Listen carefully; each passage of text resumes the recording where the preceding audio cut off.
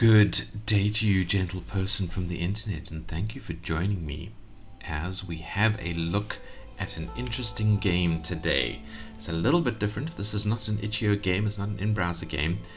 This is a Steam game, and full disclosure, I've been given an early access key for the game to make this video with. There is no demo out as yet, as I understand it. It is wish listable on Steam. There will be a demo coming, I believe, soon, although there is no date set just yet for I think the demo release or the main release. But yeah, I do recommend wishlisting this one because I think this game is going to be very interesting and do well. I'm really there just trying to get the word out at the moment to that the game exists and that people want to play it. I think they've won like awards and things for it. It's just skimming through their sort of dev events on their Steam page and that, so it is it has some legs, it has some momentum, and I've played it a bit and I agree that this is a good one. It's a good looking game, it is interesting to play, it is fun to play, and I'm going to try and show that to you guys now. And just before we jump in, I will say that when a developer does contact me and sort of say, hey, would you like to look at the game, to do a video and things like that, I often ask a question that's always important to me. I sort of say, what is it that you wish people know about either your game or your dev studio or anything like that, and what is something that you're trying to get out there that doesn't seem to be getting out, that people don't know, that people don't understand?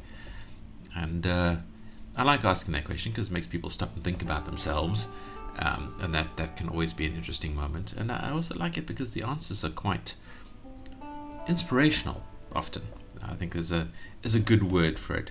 So I asked the person that pinged me, and for the story, for the core meaning, as it were, and they sort of said quite a bit actually. I got a brilliant answer about it that I'm just going to try and summarize as this is a demonstration that underdogs, people who are just a small team, just a group of people who have left what they were involved in and are just trying to make their way for themselves, can produce something good, something creative, and kind of something that they want themselves. A game that you can play for strategy and get some strategy involved in it, but not have like an endless campaign or a massively long campaign. So they're trying to play, I guess, something like Age of Empires or Civilization, but a short game, a game that is built around the idea of short experience, not a long campaign. And I get that. Sometimes you don't want to sink your time and investment in a campaign. You play a little bit, then you come back later, you can't remember what you were doing and things like that. So this is meant to be a shorter sequence, but with the same depth of story and strategy that games like those more in-depth strategy games have. Anyway, that was my understanding of what they're saying.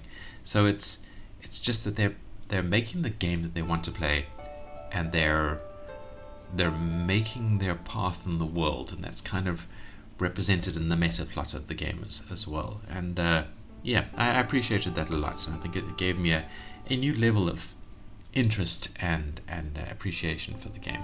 And we'll try and have a look at those kind of concepts as we jump into it a bit, as I show off some gameplay that I'm really looking forward to, and I'm talking too much about it because it is very much an alpha demo. There's certain things that aren't working in this game, certain things that aren't running. Like there's a stat of defense that isn't working in this build at the moment. It's just not really used at the moment. Population that increases during certain events is temporary, not permanent. The game name is just pronounced Midgardr. You don't pronounce the R. I suppose that's a hint of the way it's supposed to be pronounced in kind of the original Germanic / Old Norse that the word comes from. It's a very old kind of Central Northern European word, just kind of meaning the earth and the realm that we live on, with the other realms above and below us, and sort of the Germanic and Nordic history and all of that kind of thing. So it is interesting. it is very interesting bit of reading to go into where the name comes from like that. I do recommend that. But yeah, I'm just having a look at the notes that they sent me here. This is just the first chapter of the game. There is a whole long meta plot that is being kept from us to a certain degree until the full game comes out. But I did get some hints in the plot when I was playing through it, and yeah, I think that's all I need to cover. So let's jump in and let's play the game, and let's have a look at it, and hopefully entice you guys to click that wishlist button and play the game when it comes out. We will have a very quick look. Okay, so this is the start menu that you jump through into the game here. There's a settings element here in the piano, which is quite nice. It just has the quality of life controls, various interesting languages there, although I think those are grayed out, so they're not available in the demo just yet. The graphics are set to high, which is very nice for me to see, because I've never really had a top-end graphics card and system. Never been able to quite afford that, and with the current havoc that AI is wrecking on the computer world, I don't think I'll be able to afford that anytime in the near future. But yeah, it is nice to see that I'm getting the good-looking graphics on this one. And I think that's all that this page offers. There's an exit down there. The elf is down there. Alright, let's jump in. Let's look at the game. So we're starting a new run. I have played through already. Just for interest's sake, I am on Ubuntu Linux, as I have mentioned in the past. And this is working absolutely fine with that. I think it's automatically wrapped in Proton. I believe so. I didn't tick it or anything like that, which I had to do with other games. I think this just worked probably using that. So if you are on Linux, this is a good game to keep an eye on, because it works nicely, as long as you're through Steam and Proton. And yeah, so if it works on this context and this environment, it'll probably just work just fine if you're on a Windows game. So yeah, always important to check that. Right, Act 1, The Exile. You are a duke, banished by the crown, sent to the borderlands. I don't know what I did wrong, but I've been banished, and the king is mad at me. This land is your punishment and your only path to redemption. So they've done the old, kind of the thing that led to Australia, really, where they're like, oh, you're a bad guy, let's send you off to this area that we want to try and colonize, because we don't care if you die or not, and you know, if you die we'll just send more, and if you don't, well, then we'll have a presence there, and maybe you'll be a little bit more willing to work with us. So yeah, it's a good bit of history. It's an interesting story, probably not the nicest, but hey, if you do something wrong, at least it's a route to building a life again. Anyway, build, protect, lead. Your people's fate rests in your hands. A stronghold may rise or fall into dust. With bitter lips and hopeful heart, you leave the court behind, riding towards your fate. You're ready to prove your worth. I like that, bitter lips. That's an excellent phrase. I need to remember that and use it as when I need to. Whoever wrote that, nice. Right, so here we are. This is quite a complicated screen, and there is this tutorial. It is apparently just a temporary tutorial. This is not how the full tutorial is going to work in the proper game, but I actually quite liked it. Even though it didn't really get me in as comfortably as I would have liked a tutorial to do, I did like the way this is referenced. So I guess let's just talk through it very quickly. We'll go through it very quickly. So this is the basic gameplay route. You start each round by drawing a card. You can either play the cards or not, depending on your resources. You have various characters in your kind of council. As you slowly add to your council, they might have effects, but that also costs resources. There are events that occur in some certain terms. You need to resolve those events. If you can resolve any shortages, you have 4 resources. I think there's sort of money, stone, wood, and food. There are letters that arrive, and that really is how the meta plot is progressed. So you need to read the letters. and deal with them, and then start the next turn and get a new card from the deck.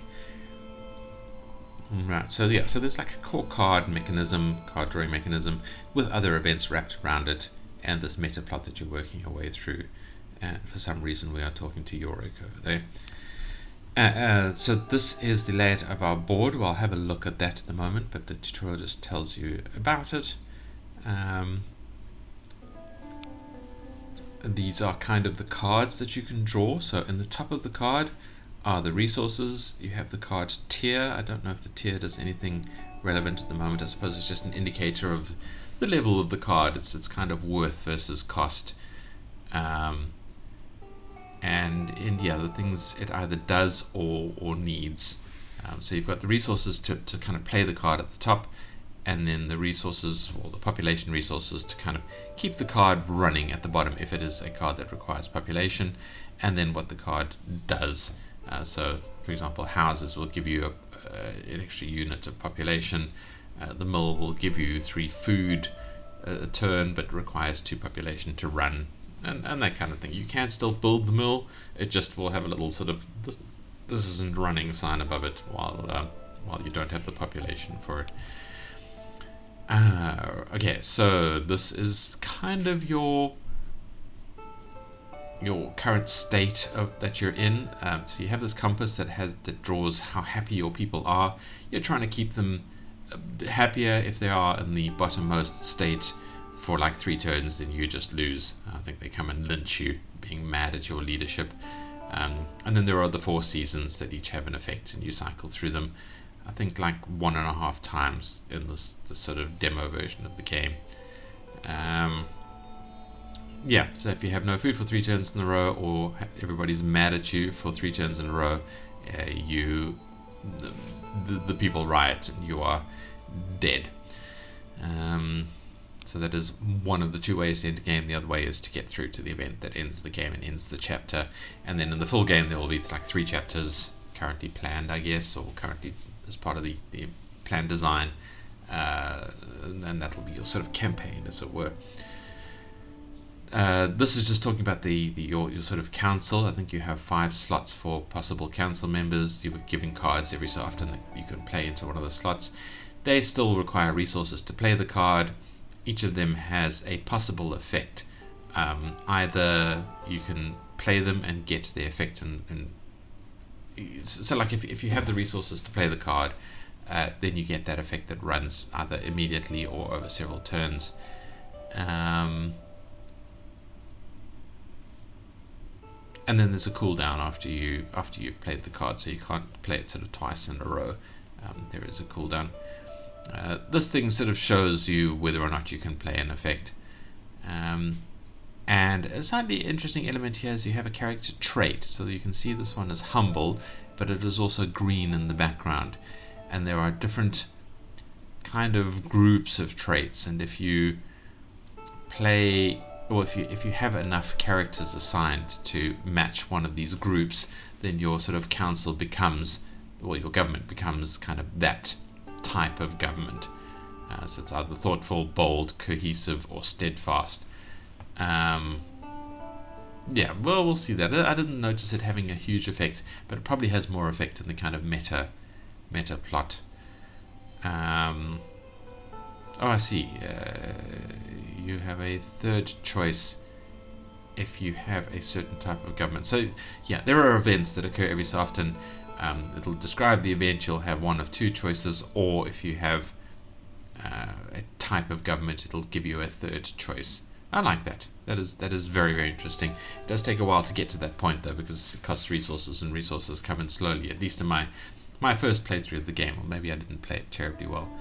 Also, it depends on what cards you're dealt, I suppose. And then you get these kind of cards that, again, cost resources to play, but they can give you a something that you might need. Remove people, give you a bunch of resources, and that kind of stuff. These are the letters. This is the meta plot. Sent every 4 turns. There'll be characters. You'll have to make a decision. One of 2 replies, and that's how the main sort of meta story is progressed. I don't know if the letters might do other things as well, but I don't think that's planned in this kind of demo. And then there is a merchant for whom you need money. So if you don't have money, he's actually just annoying because he arrives and you can't do anything, and other than look at the cards. He might have sold you and go, oh, I could use that. Yeah, so getting money is quite a trick, and as it does warn you here, you can't go back into the merchant. You can look at what he's offering once and either purchase it or let him go. So you need to know what's going on. You can't go out and look at your stuff, which is fairly annoying, but I guess that's just the nature of it. And that is the tutorial. So let us play the game, and we'll show you around the screen a little bit. Right, we click our knuckles or something. So, playing the game. Okay, up at the top middle here is where the letters arrive. We don't have one at the moment. In this box at the left here, this is about events that might be occurring. So this will sparkle when there is an event. You click on it to open the event. These are our 3 resources of money, of which we have none, stone, of which we have none, and wood, of which we have none at the moment. And this is our 4th resource, food, of which we have a little bit. These are where we will place our sort of character cards, our government cards, once and when we get them.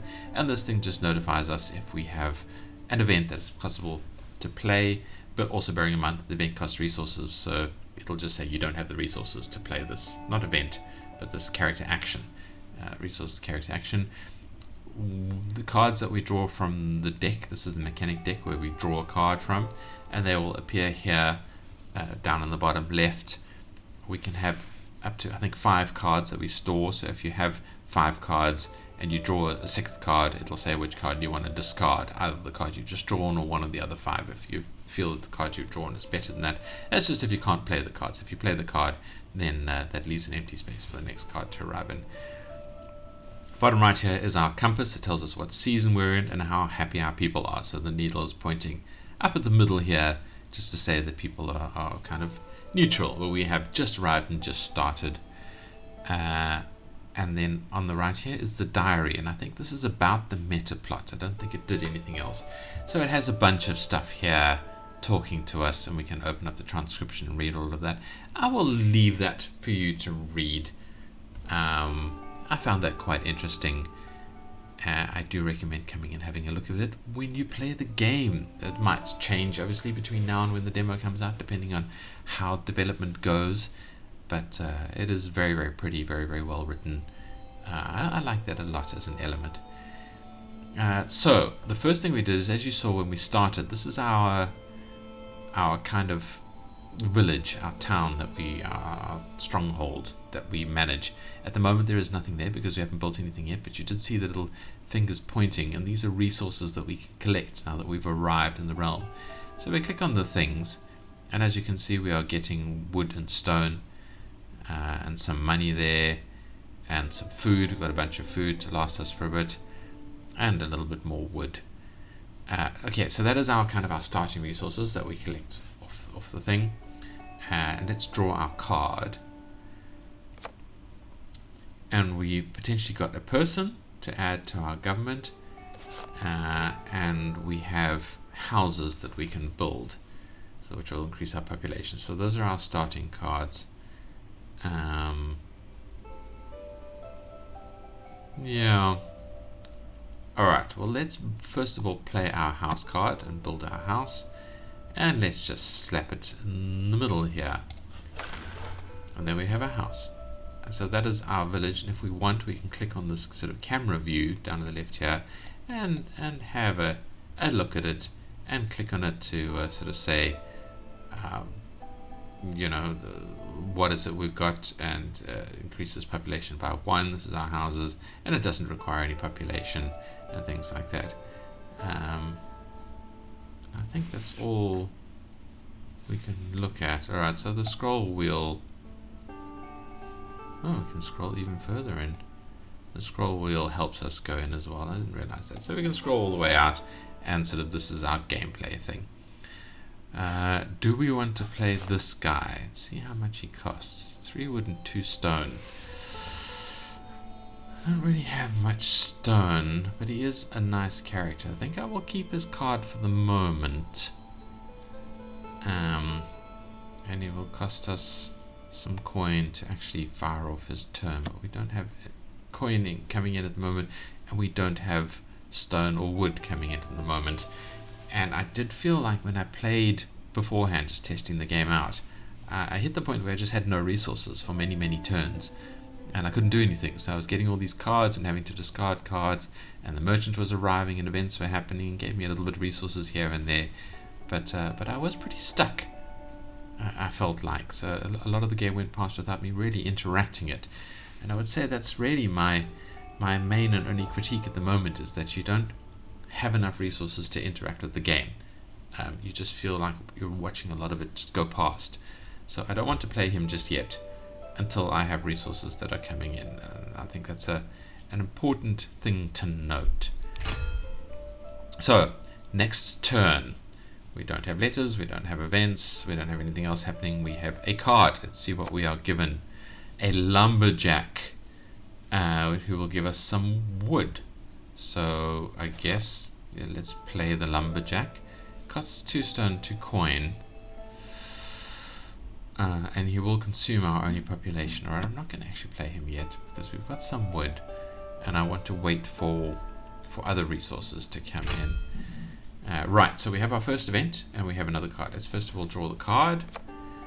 Okay, this is like a temporary benefit card, so that'll just give us 3 wood if we need it, if we played it, but it will cost us 2 coin and a stone, and we're doing okay for wood at the moment, so I'm just going to keep that in my deck for the moment.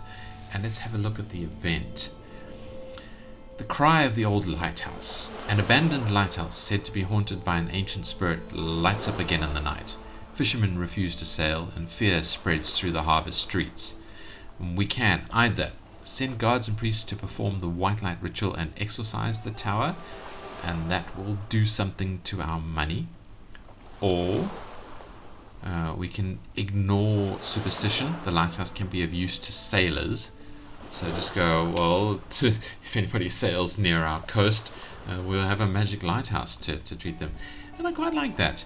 I'm just going to leave it so that people, I guess, will get used to the lighthouse. I mean, at the moment, people are scared of it. Do we just override that? I would say yes. Let's just override that. Let's just leave the lighthouse to run. So we make our decision, and then little consequences tab pops up and says we get 2 coins, but people are a little less happy with us. They don't really like it. But the port's running again, and we now have a convenient magic lighthouse. Right. This is the button that shows us our resources, which is quite useful, but it doesn't show us, we can lock it out if we want, it doesn't show us the sort of potential increase or decrease every turn, and I did feel I was missing that, because like if I have, maybe it does, because I don't actually have any increases or decreases at the moment. So let's keep that out and see if it actually shows us the change per turn. Alright, turn 4. We have a mine, so we can make stone a turn. And you know what? I'm going to buy, we'll build that. So let's just build a mine.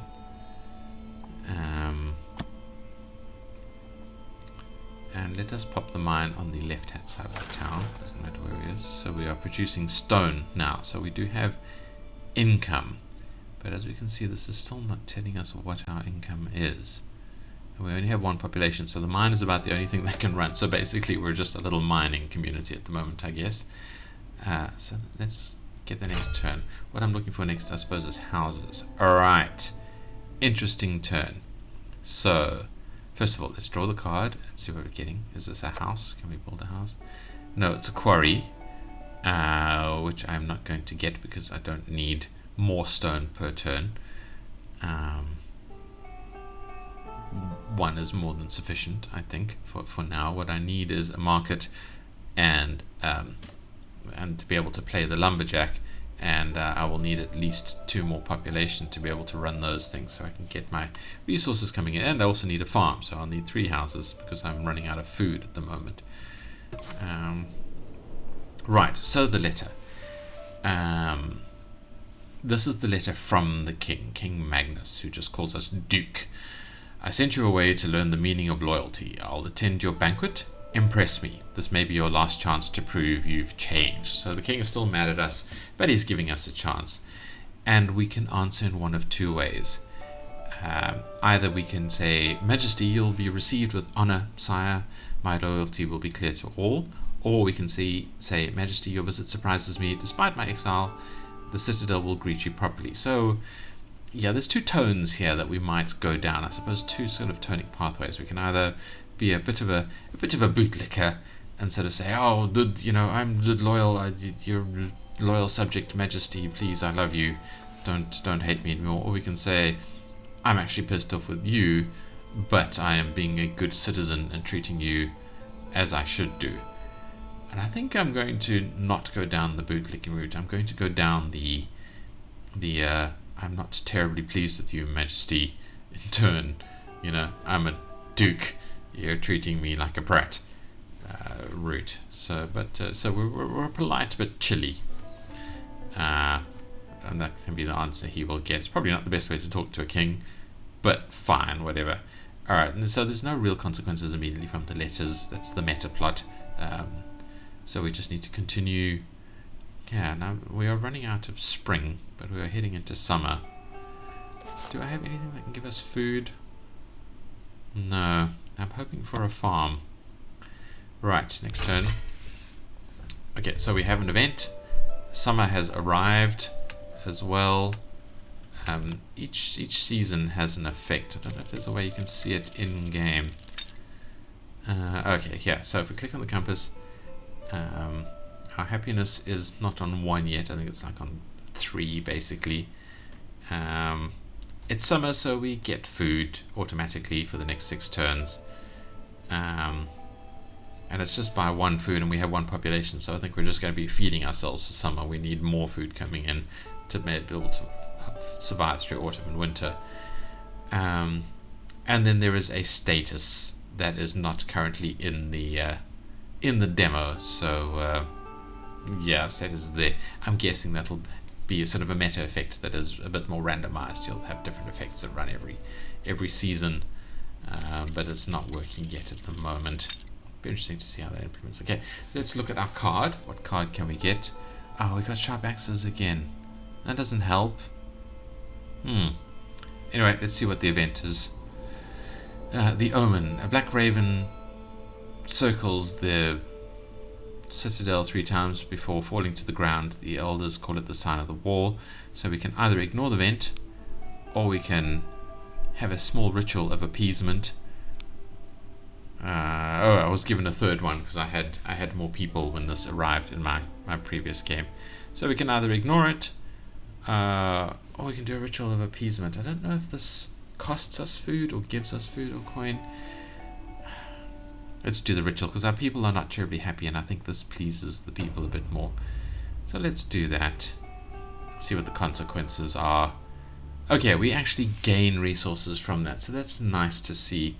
It also says we get population. Unfortunately, that only lasts for 1 turn. That's not a permanent population boost. But yeah, we got a bunch of resources from that, so that's nice. Now I'm hoping this gives us a house and or a farm. No, I didn't mean to click that. But our people are a bit happier. Actually, there wasn't an increase in population. There was an increase in happiness. So it made our people happier. I think that might last more permanently from the thing. Sorry, we didn't get more people, we got more happiness. I misinterpreted the icon. Okay, turn 7. No events, no letters. We just get a card. We got a lumberjack. We already have a lumberjack. We can dump the sharp axes thing. I don't really care about making wood in a hurry, especially since we have 2 lumberjack cards. But I can't play them because I don't have population for them, and I'm waiting for a farm anyway, because I need a food source.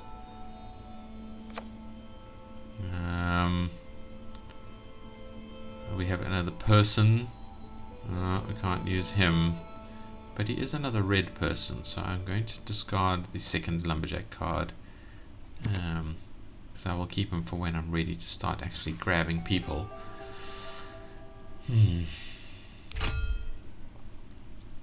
Right, so we have an event in our next turn.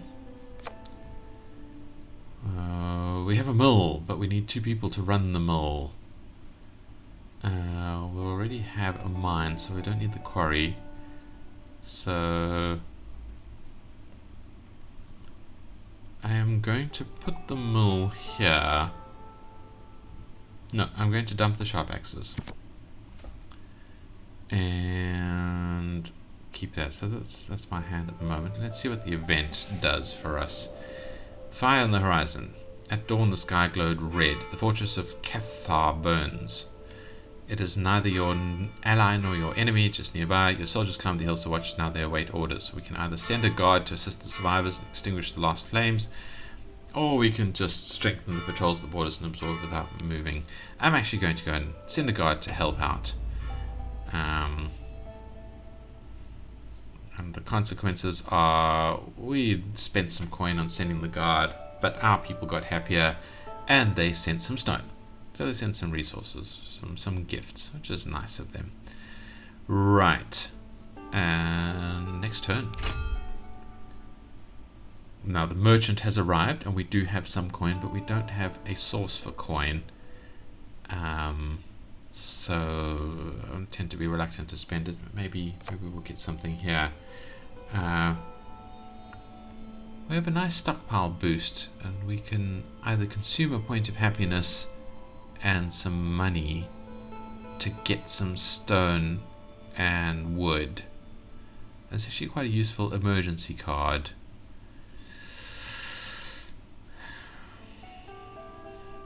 Yeah, let me dump the quarry because I already have mine. I'll discard the quarry. I don't need more stone, I just need stone. And let's see what the merchant has for us. So we have 6 coins to spend. We can either get some stone units. He can either send us some stone, so if we needed stone we could spend 5 coin for 2 stone units, or we can spend 3 coins for 3 wood units, or we can have a market. I think we do need a market because that'll give us coin, but can we afford to spend 5 coin on it? No, we don't have population. We need population, we need houses. Wait, does this market not require population? Alright, let's spend the coins. Can I play the card or do I need to discard something? I need to discard something.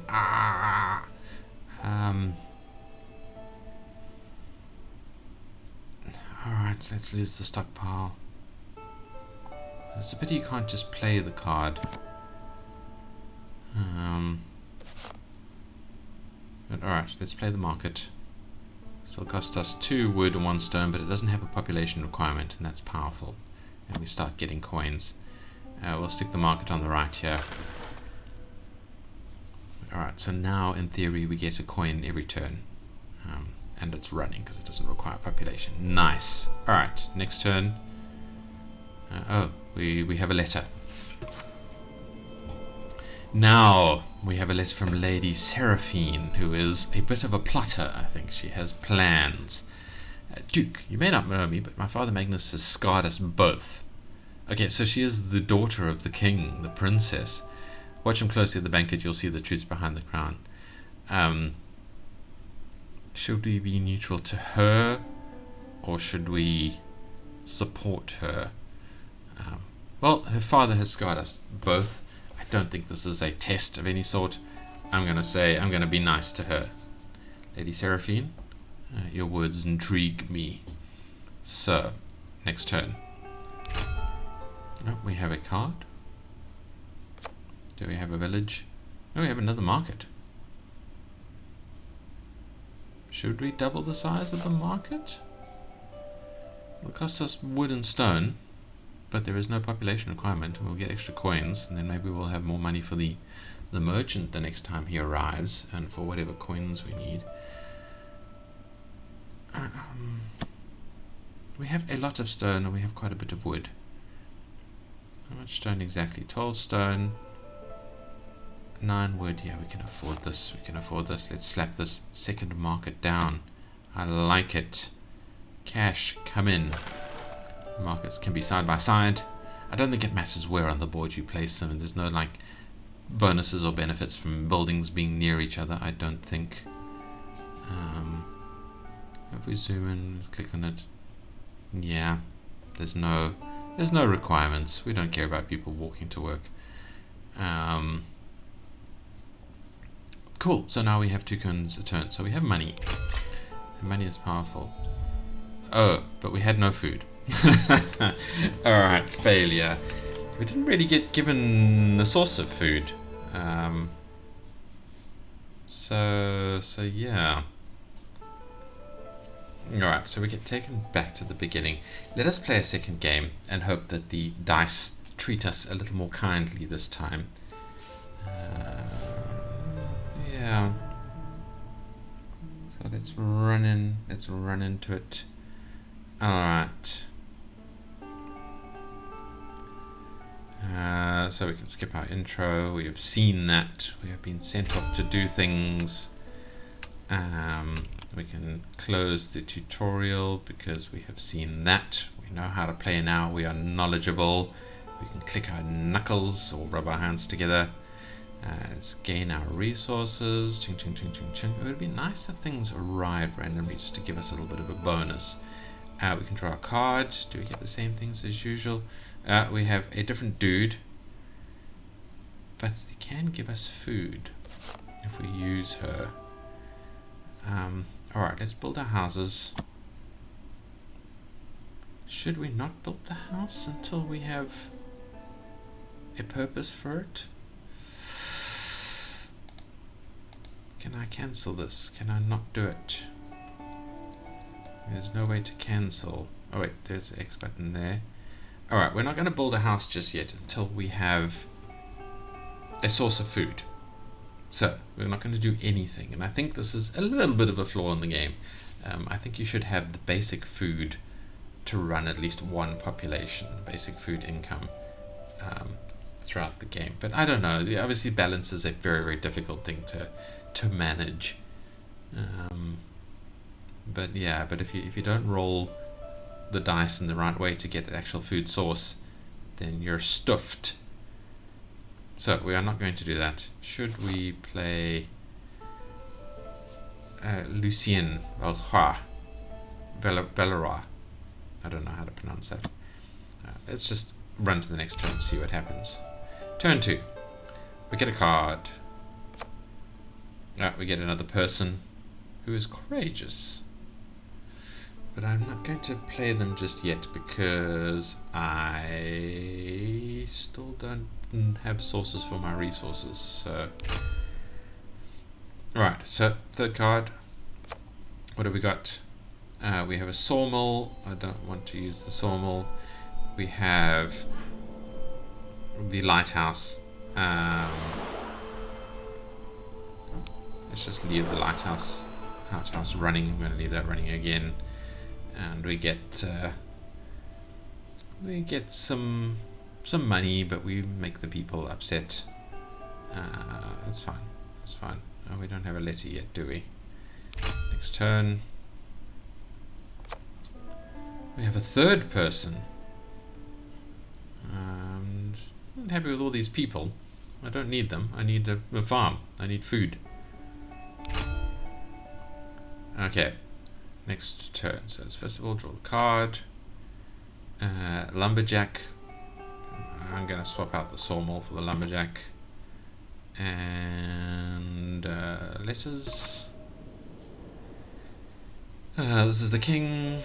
We're bringing chili to the king. Still, I think we're going with Lady Seraphim, the daughter, the princess. I guess she's the daughter of the king. And let's play the next turn. Right, we have a card. Another person.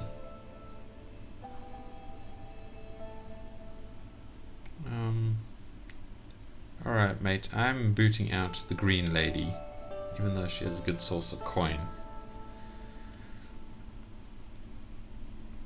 Actually, I'm booting out Lucien. because we have Helga with for food. So yeah. Let's see what the event is. The thief hunt. Spread the word. Whoever catches the thief may keep part of the loot. Let's read this first. The thief hunt. A thief has been spotted multiple times during the night. People demand justice. The village is restless, and we can either say, you know, it's vigilantes. If you catch him, you can keep what he's stolen, or we can spend some stone to guard against the thief. I'm gonna say, hey guys, you catch him, you get stuff, and then I think we get stuff as well because the thief gets found, and we get a bunch of reward for it. Everybody's happy. We get food and stuff.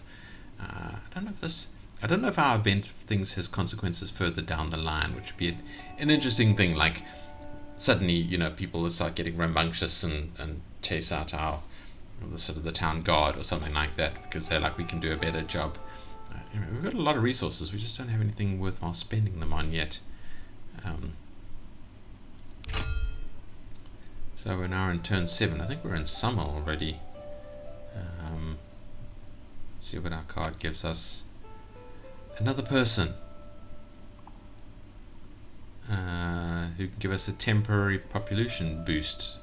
Yeah, that doesn't work properly in the demo. I don't think so. Well, I mean, it works, but it's not very valuable.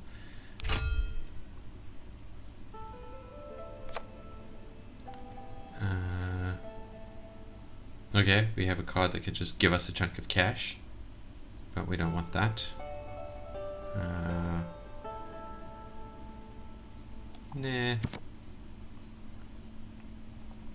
Next turn. Come on, give us a farm. No, a mine. Oh, we want to keep the mine. Who can we dump? Well, let's dump this guy because we'd rather keep the mine. And let's see what the event is. The explorer and the gold. Right, now either we let him keep the gold and okay, let's read it properly. Explorer and the gold. A young explorer has returned with loads of gold from a cave. He claims to have slain a beast to obtain it, but refuses to reveal the location. You let him keep all the gold. In return, he must serve as an official guard against creature attacks. Or you melt down the gold and reforge it with the village's seal. No coin shall carry mystery. I'm guessing for that we get money, but does that make people happy? This one we don't get money, but I think, you know, so it's either we get money and the people are a bit unhappier, or we make the people a bit happier. And I think our marker is in the yellow there, so let's rather just keep the people happy. Right, so yeah, the needle goes up a bit, but he's a little bit of a local hero now, and that makes people happy, and we didn't really need the money just yet. Next turn. Okay, here's the merchant. Well, let's first of all see what our card of the day is. Farm?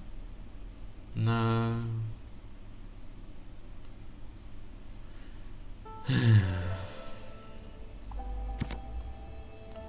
Alright. Well, let's resolve the letter. Okay, so this is Lady Seraphim. We'll offer some support. Seraphine. Right. What have you got for us, merchant? We got cash. We can either buy food, we can buy wood, we can buy another market. We don't need another market. Let's just buy some food so we have some in storage for winter. So we got a good chunk of food over there. I don't know if there's a maximum the amount we can store. Alright, next turn. Will you give us a farm? No, you will give us another lumberjack. We don't need another lumberjack. What we need is a farm. Alright, we're in autumn. That makes people unhappy. We don't have anything to run ourselves on. We have another guy that we don't want.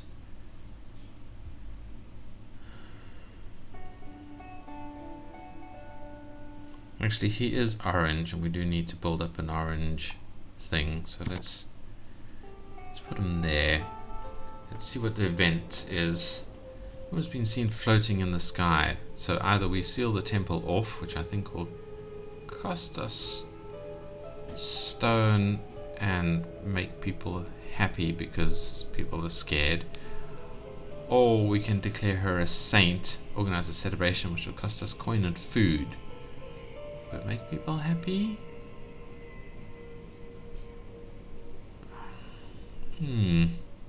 This is a tricky one.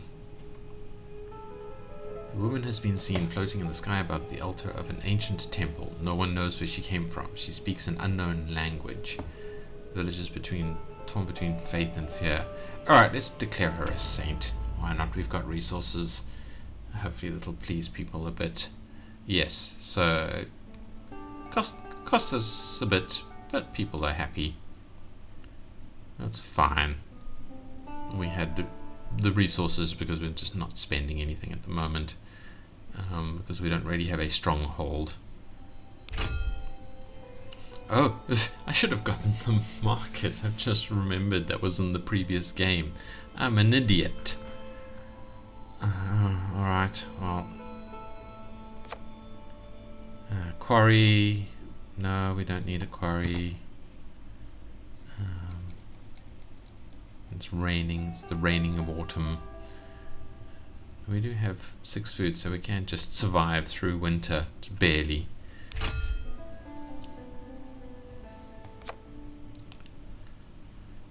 Lumberjack. No, we don't need a lumberjack. No events, no letters. Well, an event and a letter. Alright, let's check the card out. This is a farm. No, it's a person. It's another orange person. But we don't have room for him. I was going to implement my people. I'm an idiot. I wish we could play the card rather than discarding it. Ugh.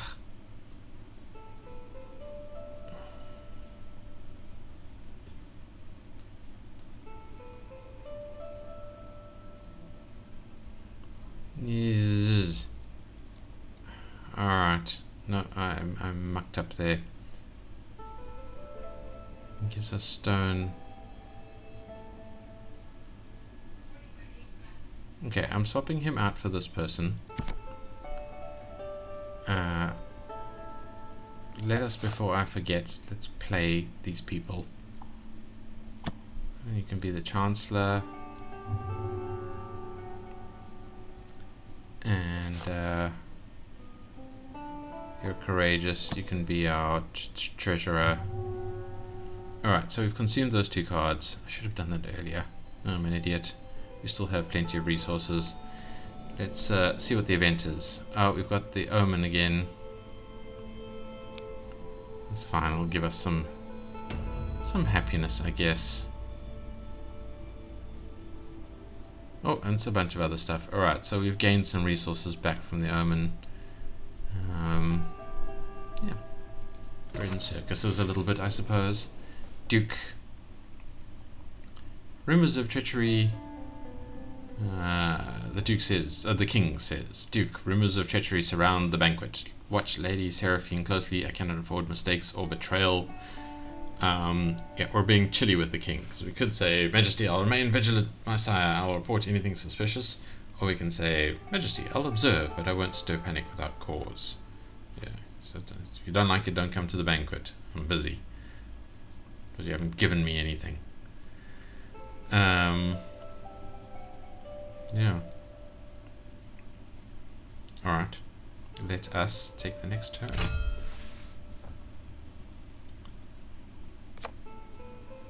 Houses.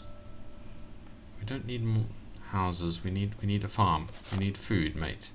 So we've got 2 houses now, but that's nice because we have 2 population centers if we get enough food production. But nothing else. Next turn.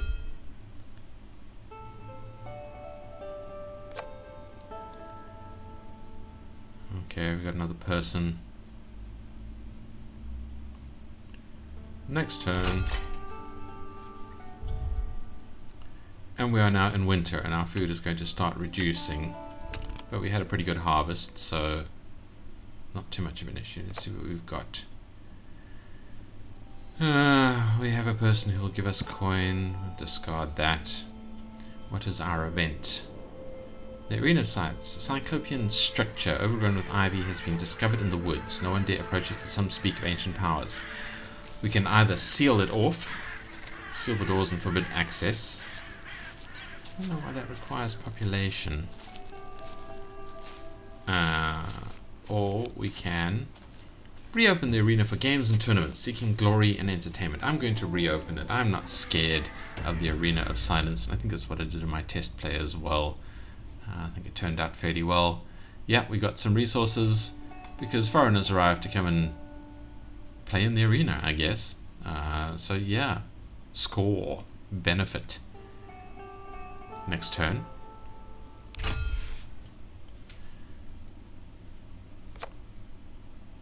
Sharp axes, we don't care. Thank you. Next turn. This is turn 20, right, so we have the merchant. We don't unfortunately have a lot of money. We have some. We have 8 coins. Let us see what card. Ooh. Get rid of someone if we don't want them. But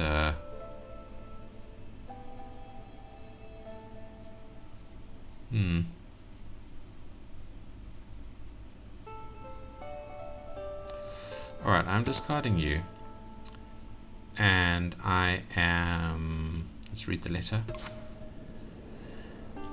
Duke.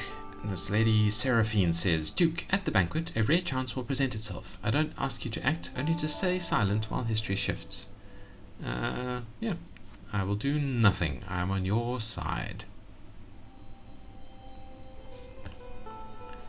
Right, let's see what the merchant has for us. We can buy some wood. We can buy some food. That might be valuable. Or we can buy some houses. We don't need any more houses. We're good for houses. Let's buy some food. I'm going to spend the coin on some more food reserves. Right. So we have food. Everything is wintry. Next turn.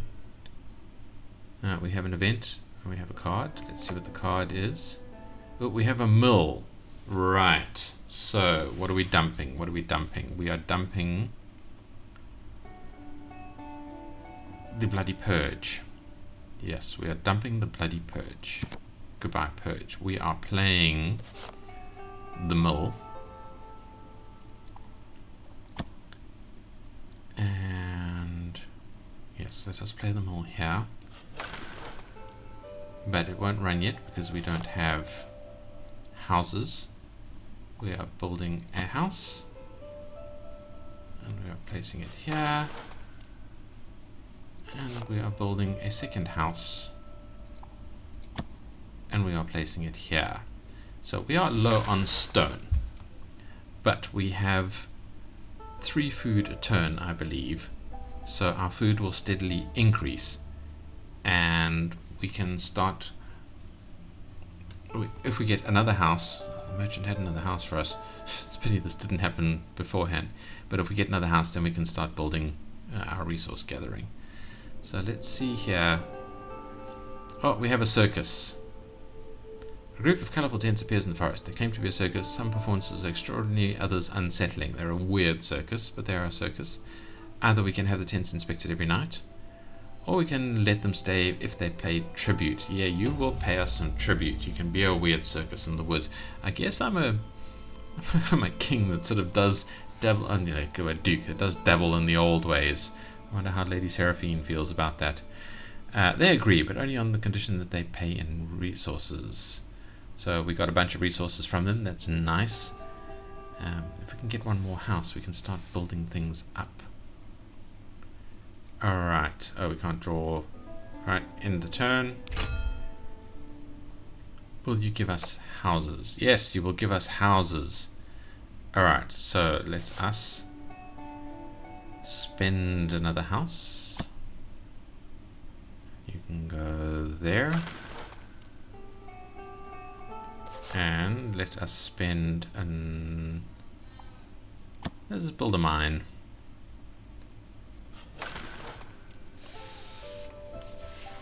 So we have a stable running community. We have the food required, and we have some stone coming in. So we are a quarry community. I like that. I like that a lot. Alright, and we have plenty of card room. What is the card that we want to play here? That's the lumberjack. Oh, we're good for wood. I would like a farm.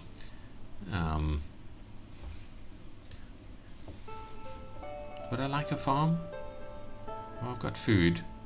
I'd like a market. I'd like another marketplace, actually, so we can bring some coin in, because we are now out of coin officially, so we can't actually do anything. We can't do any of these effects because they require... Oh no, okay. We can't do this one. Why can't we do this one? We have 2 stone. We have 2 wood. Weird. Oh, because it costs coin. That's not the cost. That was the cost to play her, but the cost to actually do something. Yeah, so we desperately need a marketplace. Maybe we will get lucky. We've got another person. Should we just play him while we're about it? We have stone, we have wood. Yeah, let's play him. He can be our marshal. And we are officially Farius. We are the orange people. Which will give us certain extra choices during events, which is nice to see. So, we are back through to spring. What does spring give us? Spring. Alright, so we get an extra point of happiness and we get coins. Nice. We earn as many coins as the value of our population. So we have the 3 populations, so we'll be earning 3 coins a turn. That is good to see, because that will help us do the things that we need to do. The fire on the horizon. Send a guard to strength patrols on the borders and observe without moving. No. Oh, invite nearby villagers to welcome refugees if they arrive. So we have something that may give us temporary population, but might cost us food, I guess. So yeah, let's do that. Let's do our bonus option there and see what the consequences are. We gain a temporary boost to our population, which means we might actually get a temporary boost to our coins, but we lose some food, but everybody's happy with us. Welcome is shy but sincere, and something about stories. Fine. Alright, let's play our card. Oh, houses, but we don't have the food to support another house, although we do have a lot of food. Alright, let us... I'm going to build the house. I'm going to build the house because this is when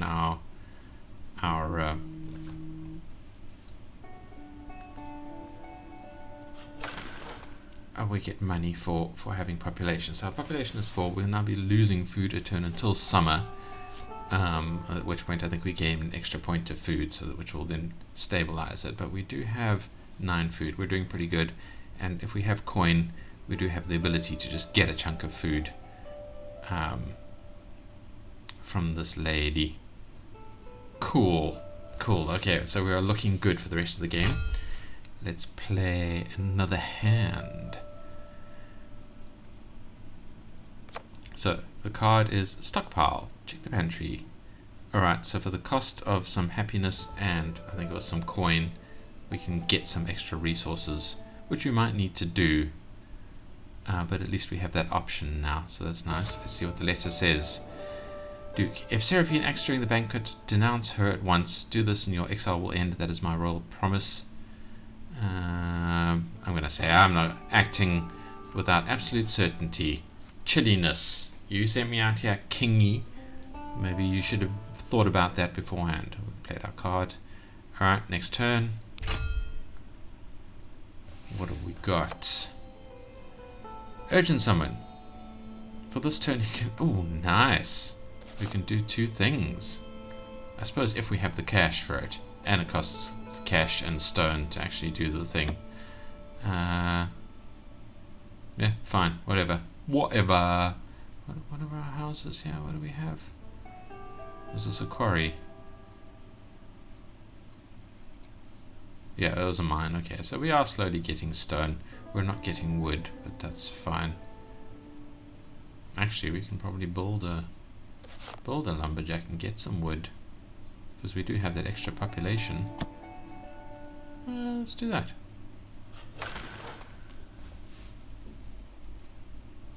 Alright. Because the only thing we're really waiting for now is the marketplace, because we've got food coming in. We've got, well, actually we don't have food coming in. We're a little low on food.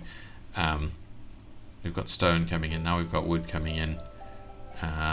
Food is going to be a bit of an issue, but we've got coins coming in. Though we're a little low on that.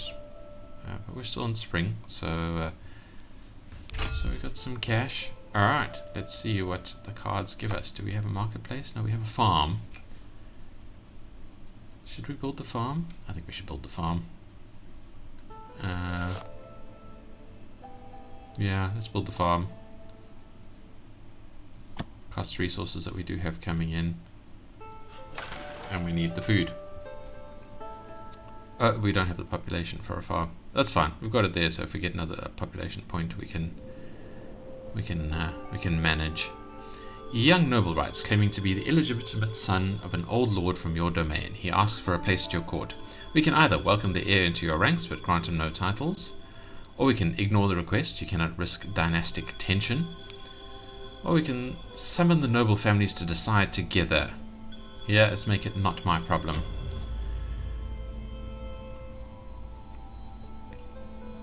A shared act that nonetheless creates underlying tensions. Excellent. So we got some money from it.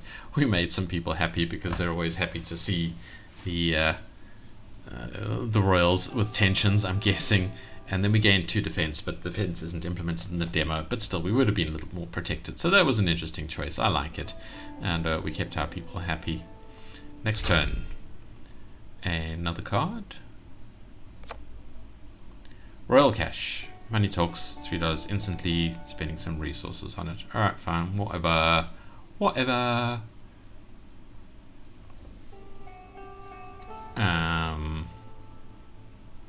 What else was there? No, that was it. Next turn. Turn 29. Now the demo only goes up to turn 35, so we are approaching the end. So it doesn't matter that I'm running out of food. I am rather concerned about it. Oh, there is another farm that we can play. I am actually going to spend some coins and play this lady. Right, so we have played her, and this then triggers an event that we can do something on, but we have gotten the food from her. A scar-covered merchant arrives with 6 pouches tied by cords. Each holds what you need, but you won't know until you choose, he says, and the Chancellor hesitates. We can accept just 1 pouch at random. We store it away and plan to open it in 3 days. I think that will give us some food. You politely refuse all pouches but invite the merchant to stay a few days at the guest. For some reason that affects wood. Maybe it's a cost. You gather the people in the square and ask them to choose 1 pouch together. That'll make people happy, I'm sure. Unless it stresses them out. Let's do that. People. What do you choose? They open the smallest, only straw and moldy seeds, but the children start a contest to make them sprout. Alright, so we lose some cash, we gain some food, and everybody's really happy with us. I'm happy with that. I'm happy with that.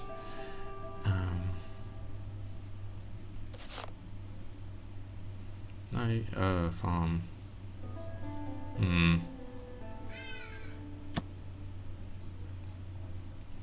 Alright, next turn. Do we actually get the merchant? We do. We don't have money for the merchant. Why am I losing money? Because I thought I should be gaining it, because it's spring, right? I should be gaining cash according to my population. Alright, well, first of all, let's see the event. Maybe it'll give us some cash. Wails from the well. I haven't seen this one yet. Disturbing voices rise from the village well. Some swear they hear weeping and wailing. Fear spreads and a curse upon the water itself is filled. Order the well to be sealed with sacred stones and dig a new one elsewhere. It'll cost us some stone. Let the priest pray and soothe the voice in the depths. It'll cost us some money, I'm guessing. Maybe we get stone for it. Send each family to pour a bucket of fresh water into the well as a sign of purification. That sounds like fun. Do that.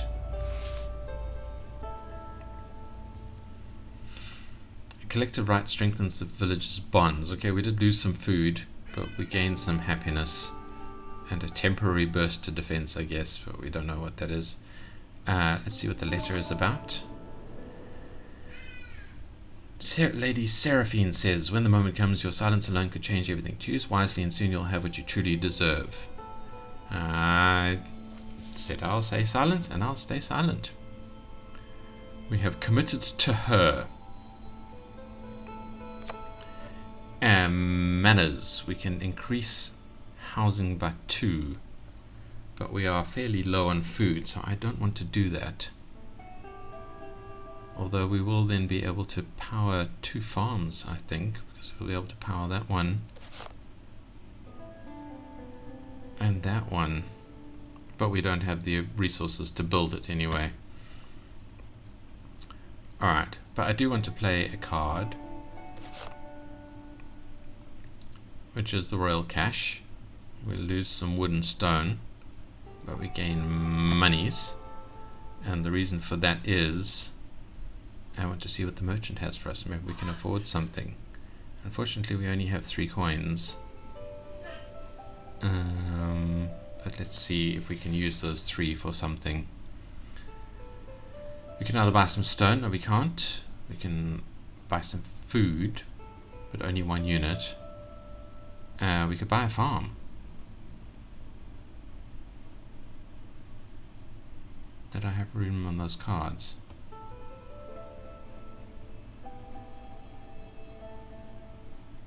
Let's buy a farm.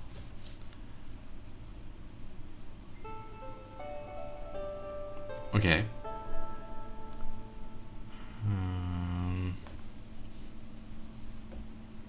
But I need resources, which I don't have. See, I want to build the manors, and I need 3 of each. And then I can build that farm. I should have spent it on the farm. That was stupid of me. Nevertheless, let's see what happens. What can we gain here? Oh, we can't run any of that because we don't have the coins. And I think she's still in cooldown. Alright, nothing to be dealt with there, nothing to help. We are through to summer.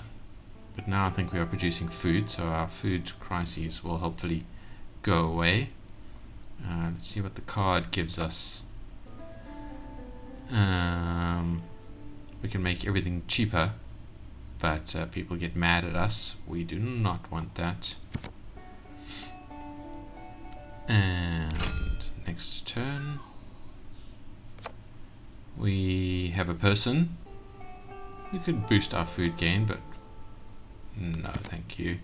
No, we can't afford to implement him anyway. Oh, we have an event. Well, let's see what the card is first of all. Another manners. No,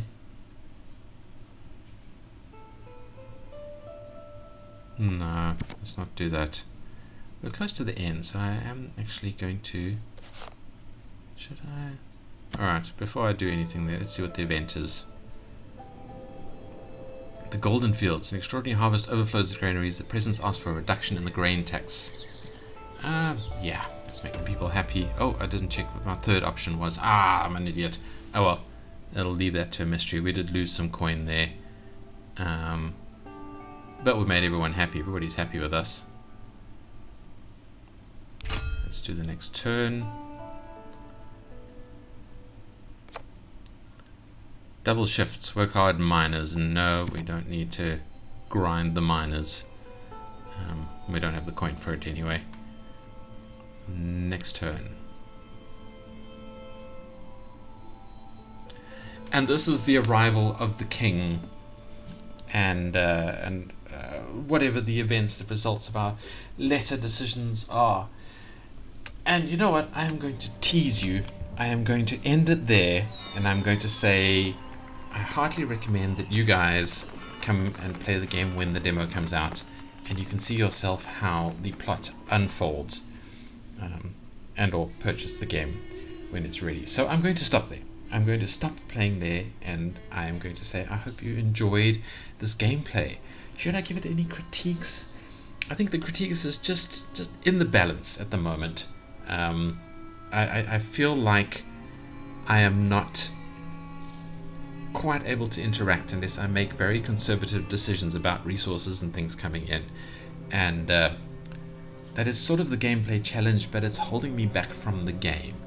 So there needs to be, I think, more stuff to do that either doesn't consume resources or kind of keeps the resource flow volatile enough to make me more interactive, make more things happen, because I feel like I'm just, can't do anything this turn, next turn, can't do anything this turn, next turn. That's kind of the vibe I got from it. And because you're so reliant so heavily on the right cards popping up, like I didn't get a farm card for ages, I didn't get a population card, and things like that. And in various difficulties, I always felt like there was some resource that I didn't have access to that is stopping me from playing. Like it, sort of within the game, yes, that's fine, because obviously it's a community and you're supposed to be struggling with resources and all of that kind of stuff as part of the gameplay. But as a player, it stopped me from doing things, and I guess it sped the game up a bit. It's supposed to be a bit of a quick game, but again, it's like it felt like I couldn't play. I felt like I was just having to sit and wait and click on the next turn button, and I'm not really affecting things. I'm not changing things. I'm not being a good duke. So that really is. I would prefer that I was waiting for resources to grow rather than waiting to get the ability to start making resources grow. So I think the start of the game should be more about establishing a community that will then give you some income, and you never have to wait to start producing income or go, I just don't have this income. You have to wait because the income isn't quite fast enough, and that's fine. So that would be my balance suggestion, my balance adjustment. Other than that, this game is a hell of a lot of fun. It's intriguing, the plot is interesting. Obviously there's all sorts of courtly intrigue there's in the meta plot, and I do like the idea of a game that is designed to be shortish, but as a short game, you need to have that gameplay ability to be in there all the time, so it's not a short game where you don't play it much. And that is my opinion as a long-term player, but not as a game designer or anything like that, so take it with a pinch of salt. But yeah, other than that, I absolutely love this game. I enjoyed it thoroughly. I think it is going to be popular. I believe so, because there's a lot of quality and detail and things in here that I think people are going to resonate with. And yeah, don't forget to wishlist. Keep an eye out for that demo arriving so you guys can play. That is my recommendation.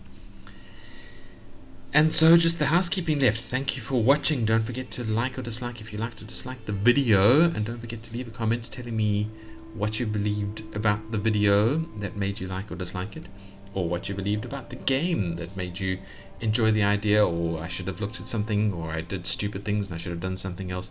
Feel free to leave comments about that. I would appreciate it. I do like to hear from you guys, and I do need input to try and become better at doing this particular task of creating videos that people want to watch and people gain value from, gain information from. I'm not here just to make videos purely for entertainment. I want these videos to be informational and helpful. It's kind of my goal, and it does constrain me a bit in terms of just blindly producing slop from people to consume. So I need to get better at the entertainment side of things. So it is still informational, but is still entertainment. Yeah, so there. And obviously I do a game a day. That's an indie game that is usually free or cheap, if I ever get to that point, that I think you guys will enjoy and can come and play to compete against the big boys, the big AAA game studios, because they think they're all great up there with their huge amounts of budget and all that kind of stuff, make these beautiful games that are turning more and more into either AI slop or microtransaction cash grabs. Whenever everybody was talking about microtransactions, that was the curse of the era, but that has shifted to AI slop now. People will probably be happy with microtransactions as long as the games weren't trash made by AI. But yeah, that's just my personal diatribe. Other than that, I think it is all good that these indie games exist and keep us honest, I hope. Yeah, so thank you for watching, and I hope to see you in the next video at the very least. And I hope you enjoyed this game, and we'll go on Steam to wishlist it. And goodbye.